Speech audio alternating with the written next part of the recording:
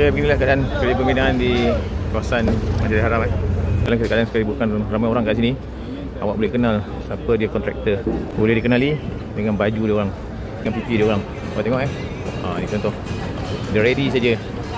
Dah cukup, semua train tentera berat dah ready. Masa ni queue dulu lepas queue je, nanti dia akan lepaskan berperingkat Dia tak akan lepaskan satu-satu nanti mengganggu lalu lintas.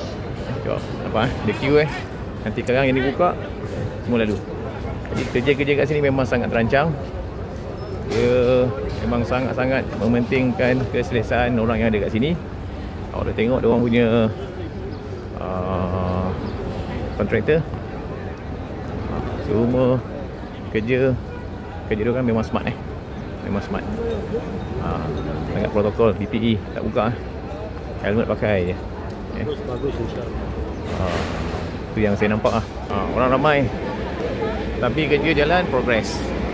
Tak ganggu orang. Dan dia punya general worker ramai susun general worker. Nampak. Semua PPE pakai.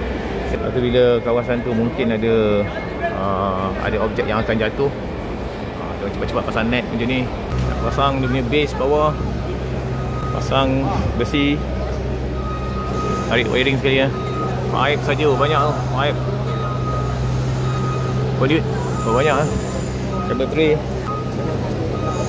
Kerja memang sekarang awak tengok dia punya crane semua pakai pelapik tayar.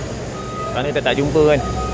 Kerana saya tengok excavator masuk jalan raya pun tak ada perlindungan Bila jalan ke area jalan raya yang telah dilalui oleh excavator ni kan, nanti akan menggigil menggigil.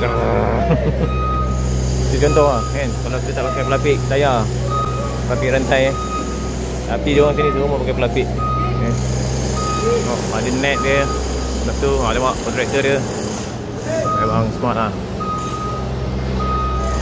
Good job.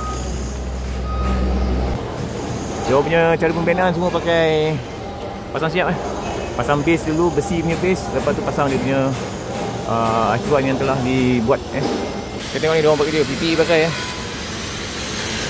nampak dia orang punya TAG tu. Ini daripada pandangan atas sebab awak tengok berapa ramai kontraktor kerja kat sini. Nampak tak? Nampak tu semua kontraktor tu. Baju kuning tu semua kontraktor. Operator, general worker. Dia ni cukup ramai Bila ramai kerja tu cepat siap Okey.